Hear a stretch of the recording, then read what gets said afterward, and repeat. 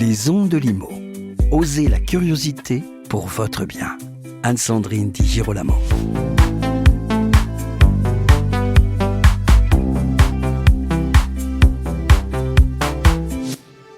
Si la question du retour au bureau n'est pas nouvelle, tout comme celle d'un nécessaire équilibre entre le télétravail et le travail au bureau, en revanche, celle de savoir à quoi doit désormais ressembler le bureau parfait pour séduire et attirer les collaborateurs au bureau, voire les fidéliser, est devenue une question très importante. Pour évoquer cette question, justement, j'ai le plaisir de recevoir Alexandra Villegas, associée senior de Studios Architecture. Bonjour Alexandra Villegas. Bonjour Anne-Sandrine. J'ai eu le plaisir de vous recevoir, je crois, il y a déjà plusieurs années en fait, au sujet de la maison Sanofi. Nous avions alors évoqué les codes de l'hôtellerie vous inspirant le bureau de demain. Est-ce que cette idée-là est toujours valable en 2025 ? Effectivement, lorsque nous étions rencontrés il y a 2 ans, à la sortie du Covid, au moment où nous livrions à la maison Sanofi, les nouveaux bureaux de Sanofi étaient inspirés par le code de l'hôtellerie et particulièrement, on nous a dit Soho Hotel, c'était vraiment le point de départ. Autour de ça, avec une notion d'une offre servicielle extrêmement développée. Et c'était vraiment la bonne réponse à la sortie du Covid qui est devenu un peu le nouveau standard. C'est-à-dire l'hôtel a complètement influencé la façon de concevoir les bureaux. À la sortie du Covid, le télétravail s'est généralisé et maintenant c'est stabilisé peut-être autour de un jour et demi par semaine pour l'ensemble des entreprises. Voire 2, mais pas plus en fait. Oui. Maintenant on est plutôt sur 1,5, donc en moyenne. Oui. Il y en a qui sont plus, d'autres moins. Et ça donne effectivement une possibilité de donner le choix aux employés, de se dire est-ce que je vais travailler au bureau ou je reste à la maison. Et pour attirer les collaborateurs pour aller au bureau, on a une vraie réflexion pour créer une expérience mémorable, pour que ce soit mieux qu'à la maison. Et les bureaux qui marchent le mieux sont ceux qui se sont orientés vers quelque chose qui est beaucoup plus performant, et qui offre en fait une expérience très proche de l'hôtellerie. On est vraiment sur un code qui est en train de se développer. Ce n'est plus le bureau comme à la maison, mais c'est vraiment le bureau comme un hôtel avec une offre de service extrêmement riche. Donc on va au bureau pour voir les collègues, mais également pour déjeuner, pour travailler en équipe. Et pour avoir des événements, des after hours. Donc, on est vraiment sur quelque chose qui est, on se sent bien pour aller au bureau dans ces codes de l'hôtellerie. Vous dites attirer les collaborateurs. Est-ce que c'est là seulement la question ? Il faut attirer et retenir les talents. On est de nouveau dans un vrai défi pour rechercher le talent et le retenir, et créer l'appartenance vraiment à la fidélité à l'entreprise. Et le bureau reste un des meilleurs moyens pour créer ce lien. C'est un lieu aussi de socialisation. Dans un moment où on est sur des sociétés qui sont un peu fracturées, c'est un vrai lieu d'intégration des nouveaux qui, eux, commencent à apprendre c'est quoi les codes du bureau, c'est quoi la culture de l'entreprise, et c'est quoi les valeurs en fait, de cette entreprise. Donc, ça devient un vrai lieu pour partager en fait cette expérience. Pour vivre, au fond, un peu comme l'hôtellerie nous l'enseigne, on va dans un hôtel pour vivre une expérience. Exactement. C'est-à-dire avant, le bureau était un lieu où on allait travailler, maintenant c'est un lieu de vie. Oui, c'est ça. Par-delà les codes de l'hôtellerie, est-ce qu'il y a d'autres tendances qui s'installent en ce moment pour le bureau de 2024, 2025, 2026 ? Et plus avant encore peut-être ? Une des tendances qu'on voit est vraiment une diminution des surfaces déjà. Et donc, mais avec un investissement beaucoup plus qualitatif dans les espaces. Donc moi, ce que j'appellerais less but better. C'est-à-dire vraiment moins mais meilleur. Et il y a un vrai changement là. Donc on voit qu'il y a une recherche vers des surfaces plus qualitatives, peut-être des immeubles patrimoniaux, du centre-ville, un quartier vivant, donc beaucoup plus qualitatif dans l'expérience globale pour créer vraiment ce lieu unique avec peut-être des espaces qui sont moins standardisés et qui ont beaucoup plus de caractère, avec des vrais partis pris dans la décoration, dans l'approche. Voilà, ça c'est on voit une tendance de fond là. N'est-ce pas là contradictoire avec l'idée du passé, alors, puisque j'ai bien compris que c'était une idée du passé, avec le fait qu'on ait besoin d'espace pour se sentir bien? Oui, oui. Alors nous-mêmes, en fait, lorsque nous avions vécu le Covid, à un moment donné, on s'est dit, tiens, on ne se voit plus, peut-être l'espace est trop grand. Et on a déménagé dans un espace 30% plus petit et on est beaucoup mieux, c'est plus cosy, plus compact. Et donc ce souci d'avoir un espace plus restreint, mais de bien meilleure qualité, est quelque chose qu'on voit de plus en plus également. Vous avez aussi dit là que le vivre ensemble est primordial. Exactement. Oui. C'est-à-dire le lieu le bureau est un vrai lieu de socialisation. Et je dirais plus, en fait, c'est un lieu où on va créer des rites et des rituels. Et ça, c'est peut-être une notion plus basique de qu'est-ce que c'est qu'une collectivité, une communauté. C'est vraiment de se réunir pour avoir dans des rites et des rituels. Alors, ça peut être la réunion du lundi, ça peut être la réunion de service, ça peut être également des after hours, en fait, des moments où en réalité toute l'entreprise se réunit pour créer justement cette culture d'entreprise et un peu un côté très, très basique en fait de qu'est-ce que c'est qu'un groupe et qu'est-ce que c'est qu'une communauté. Et votre métier est d'imaginer derrière cela les aménagements pour que tout à fait. Tout se coordonne en fait. Une chose aussi que l'on voit dans cette compacité des espaces, également d'avoir des espaces qui sont conçus pour plusieurs usages, avec ce qu'on appellerait peut-être une intensité de l'usage, c'est-à-dire d'avoir un seul espace qui va être à la fois plusieurs utilisations. Ça veut dire qu'en fait, ce n'est pas un espace dont l'utilisation principale est quelque chose et ensuite on a un mode dégradé pour les autres, mais vraiment une réflexion sur on prend un seul espace et on le transforme de façon différente, suivant les usages. Alors, je vous donnerai un exemple. Lorsqu'on nous venons de livrer les nouveaux bureaux de Ledger dans le Marais, et nous avons une salle qui est à la fois un coworking au quotidien, et qui se transforme évidemment en salle de conférence ou en espace d'événement, mais aussi dans un clin d'œil, en fait, peut se transformer en terrain de basket. Et chacun de ces usages a été vu jusqu'au bout. Oui, là, vraiment jusqu'au bout. Jusqu'au bout, puisqu'en fait, le ballon de basket était peut-être un danger pour les grands écrans qui étaient installés. Et donc, vraiment de réfléchir à tout l'usage pour que tous les modes soient vraiment optimaux dans cet espace. Et ça, c'est peut-être quelque chose qu'on voyait depuis assez longtemps, qui était une recherche de flexibilité, mais qui l'a poussé bien davantage parce qu'on va être plus compact, mais avoir une meilleure qualité d'expérience. Là, vous parlez d'expérience. On a l'habitude de penser que la multiplicité des usages pour un seul espace est liée aux impératifs environnementaux. C'est-à-dire qu'on ne doit plus gâcher 1 mètre carré, et 1 mètre carré ne doit pas être vide à un moment donné. Mais quand on vous écoute, on est bien au-delà de cette idée du respect de l'environnement, on est aussi sur autre chose en fait pour le bureau. Oui, et tout à fait, on est dans une réinvention, quelque part, un réenchantement de ce que c'est que le bureau. Avant, on avait un programme et tous les espaces étaient juxtaposés quelque part. Aujourd'hui, on essaie de créer justement cette transformation de l'usage dans les mêmes espaces, donc, mais également, disons, en pensant que peut-être dans 5 ans ou dans 3 ans, on va avoir un autre usage qu'il va falloir intégrer. Donc, il y a quelque chose de beaucoup plus agile dans la façon dont on conçoit les bureaux par rapport à ce que c'était avant. En fait, on faisait un projet, on était sûr que pendant 10 ans, il n'avait pas bougé. Aujourd'hui, on est vraiment dans une réflexion de l'agilité de ces espaces en se disant, mais peut-être est-ce qu'on aura plus de visioconférences ou pas, qu'est-ce qu'on va avoir besoin, et quelque chose qui est beaucoup plus agile et moins figé dans le temps, tout en gardant certains fondamentaux. Donc les lieux de vie, ça reste des lieux de vie, mais l'usage peut évoluer au fur et à mesure. Je vais rebondir sur votre mot enchantement ou réenchantement. On va évoquer ensemble le hub IA de Google. Et j'ai lu dans votre communiqué que vous aviez travaillé à une conception biophilique. C'est un véritable très joli mot qui enchante cela.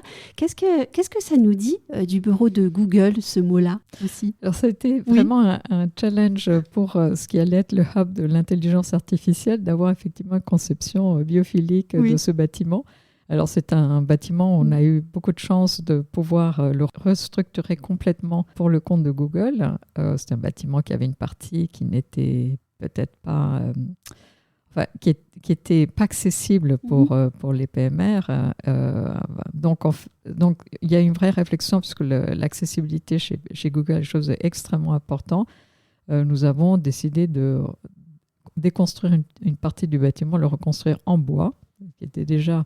Toute la structure est en bois et les escaliers sont en bois, donc ça sent un peu le chalet. Oui. On y va. Donc il y a déjà toute l'approche de reconstruire avec une approche, disons, de matériaux naturels, totalement décarbonés, et d'intégrer une très grande partie de végétation. Donc tous les équipements techniques qui étaient sur toutes les terrasses et sur les toits ont été... transférés dans le 4e sous-sol où il y avait des parkings, où on n'avait plus besoin de parking, et remplacés par des cours arborés, des terrasses arborées, des potagers, des murs végétaux. Et donc une très grande partie de cette nature est venue enchanter ce bâtiment et donner des espaces extérieurs quasiment à tous les étages. Mais derrière cela, il y a aussi des impératifs, je dirais, législatifs, non? Alors, réglementaires. On était déjà en train de travailler sur ce bâtiment en avance pour atteindre le plan Paris Climat de la ville de Paris, que nous avons atteint. Donc, tout à fait, c'est un projet pionnier par rapport aux objectifs de la ville de Paris. Et cette dimension de biophilie et de végétalisation est une composante extrêmement importante du nouveau PLU bioclimatique auquel on va devoir s'atteler, ça y est, depuis cette année. Est-ce qu'on peut parler maintenant des standards du bureau d'aujourd'hui? Alors, j'ai vraiment l'impression que quand on regarde les projets sur lesquels vous travaillez, que les standards sont toujours plus élevés. C'est peut-être une question naïve de ma part, mais on parle des standards de style, mais en fait pas seulement, et quand on vous écoute, on s'en rend bien compte. Est-ce que ces standards sont effectivement toujours plus élevés? Effectivement, aujourd'hui, on est sur une augmentation des standards, à la fois sur les espaces fonctionnels, c'est-à-dire aujourd'hui, on a quasiment un impératif d'avoir, par exemple, des postes qui sont réglables en hauteur, sur une chose qui était assez exceptionnelle dans le passé. Donc déjà, la fonctionnalité, le type d'écran, les connexions Wi-Fi, la visioconférence absolument d'extrêmement grande qualité. Donc on a déjà une montée en puissance de toute la partie fonctionnelle. Et puis on a effectivement une augmentation des standards qualitatifs. On est vraiment très éloigné des codes corporate. On n'est même plus dans le code comme à la maison, on est vraiment sur ce code de l'hôtellerie dont on parlait, avec des finitions plus riches, plus abouties, une qualité du service surtout, qui est très différent. Avant, on avait, disons, le Facilities Management qui s'occupait d'une chose, le service IT s'occupait d'une autre, les hôtesses, c'était autre chose, la maintenance, c'était peut-être un autre service. Aujourd'hui, ce n'est plus possible. Aujourd'hui, on s'adresse vraiment aux collaborateurs qui arrivent comme un client. Et ça change énormément avec une offre de services beaucoup plus intégrée.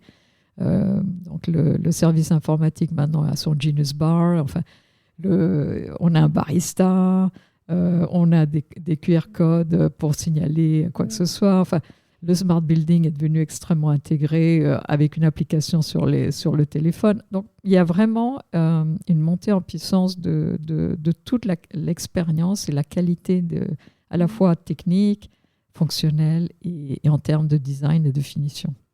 Il y a aussi un autre projet qu'on pourrait évoquer, c'est celui de Covivio. Là, si je me permets, alors voilà mon interprétation. Dans cet immeuble-là, dans ce projet-là, eh bien, on a réussi à lier et à relier les époques, puisque des bâtiments patrimoniaux sont réintroduits, si je peux dire, dans notre siècle, avec ce qu'on disait, des rooftops, des skybars et tout ça. Et puis, côté style, vous avez choisi les aménagements de Sarah Lavoine, et tout cela me dit que peut-être qu'un espace qui s'est lié le passé et le futur pour faire d'un temps présent un temps mémorable, c'est ce qu'on recherche maintenant. C'est vrai qu'aujourd'hui, on recherche des espaces qui ont un vrai parti pris, une vraie personnalité. Donc, par exemple, le choix d'un bâtiment matrimonial est quelque chose qu'on remet en fait au goût du jour et tout à fait dans l'air du temps, ce qui va également avec toute l'approche de développement durable. On est plus dans la rénovation et de faire revivre en fait le patrimoine que de construire du neuf, même s'il est très performant en race campagne. Donc on est vraiment sur quelque chose de réinvention. Et ce bâtiment était d'autant plus intéressant que c'était un ancien central téléphonique. C'était 2 bâtiments qui étaient dos à dos, et ce projet nous a permis de relier ces 2 bâtiments et de créer et de le relier par un grand escalier monumental et très lumineux qui permettent en fait d'accéder justement et de voir tous les plateaux. Il est très lumineux, très transparent, on voit tous les plateaux, et de justement relier tous ces espaces particuliers que sont le lobby avec son barista, le restaurant, les espaces d'événements, le sky bar. Et donc, ça crée une ambiance extrêmement riche, à la fois par l'architecture, également par le choix d'avoir, effectivement, Covivio a choisi Sarah Lavoine pour faire les aménagements intérieurs. Et du coup, on a une expérience extrêmement riche, avec une forte personnalité. Et je crois que c'est quelque chose qu'on recherche aujourd'hui. Et c'est intéressant pour la partie... Alors, Covivio est allé assez loin dans le développement de ses bureaux, avec une offre servicielle extrêmement poussée, un peu dans la... Et ça, c'est quelque chose, je pense, qui est très, très intéressant, parce qu'ils ont même des sous-locataires. Et en fait, c'est vraiment... ils ne sont pas chez eux, mais ils sont chez eux en accueillant en fait, l'écosystème et en offrant effectivement à la location la salle de conseil, le sky bar, la salle des événements. Donc, on a quelque chose de très riche dans l'animation de l'écosystème. Et ma dernière question vous semblera peut-être un peu espiègle. Si on pense au chef d'entreprise qui nous écoute, qui n'a peut-être pas forcément encore la taille ou les moyens de faire appel à vos services, quels conseils lui donneriez-vous s'il doit repenser quand même ses bureaux, faire un petit effort? Oui, c'est très important aujourd'hui de repenser le bureau, puisque ça devient un élément de décision pour les candidats quand ils choisissent un emploi. Donc, ce n'est pas neutre, ce n'est pas juste pour être sympa ou pour être cool, mais ça devient un vrai enjeu. Et il faut penser, je donnerais comme conseil effectivement de penser le bureau comme quelque chose qui va être à l'image de l'entreprise et vraiment soutenir la marque employeur, de façon à ce que les gens soient fiers de leur bureau. Aujourd'hui, il peut travailler sur déjà qu'est-ce qu'il veut donner comme image. Est-ce que c'est quelque chose qui reflète la culture de l'entreprise? Il ne faut pas se standardiser, il ne faut pas aller chercher dans les magazines une image sympa en disant c'est ça ce que je veux, mais vraiment réfléchir quelles sont les valeurs fondamentales de l'entreprise et essayer d'écrire, d'articuler ce que c'est. Et après, ça peut être décrit effectivement à travers des espaces, quelques espaces clés. Moi, je mettrais beaucoup l'accent sur un espace où on va manger, parce que donc ce soit les cafés ou le restaurant, une cafétéria, quelque chose où les gens peuvent se réunir et qui crée ce lien et mettre vraiment beaucoup d'impact là-dessus. Et évidemment, réfléchir à la fonctionnalité, réfléchir au flux, quelle est l'expérience qu'on veut donner, soit à ses clients, soit à ses collaborateurs, soit aux candidats. Et travailler en fait sur un script quelque part qu'on peut après développer même à moindre coût. Mais plutôt donner du sens que plaquer des formules toutes faites. Et oui, alors vous allez peut-être pas très contente de ce que je vais dire, mais finalement, acheter un fauteuil design, ça n'est pas du tout suffisant. Ce n'est pas suffisant, mais il vaut mieux. Mais on peut acheter un fauteuil design qui raconte une histoire. Voilà. Ça peut être quelque chose qui est chiné dans une brocante, mais qui raconte une histoire de l'entreprise. Là, récemment, on était en train de travailler avec une entreprise des BTP, et en fait, on se disait, mais en fait, les carottes de béton, les différents types d'enrobés d'autoroutes, c'est quelque chose de fascinant. Donc, ça peut être, d'avoir, pour cette société, d'avoir des carottes, des différents enrobés d'autoroutes, mais qui racontent une histoire. Donc, c'est moindre coût, puisqu'en fait, c'est quelque chose qu'ils ont, Mais en fait, c'est comment on raconte une histoire autour de l'entreprise. Soyons inventifs pour savoir qui on est et le faire savoir. Exactement. Et puis nourrir ce sentiment d'appartenance. C'est bien cela ? Exactement. Si on prime, on peut avoir accès à des espaces extérieurs, fleurir introduire des plantes. Et ça, c'est quelque chose qu'on voit est extrêmement important en ce moment pour le bien-être, d'avoir ce contact avec la nature. L'occasion de redire ce très joli mot, biophilie. Biophilie. Merci important. Alexandra Villegas d'être passée sur les ondes de Limo et merci à vous toutes et tous qui nous écoutez. Merci Anne-Sophie.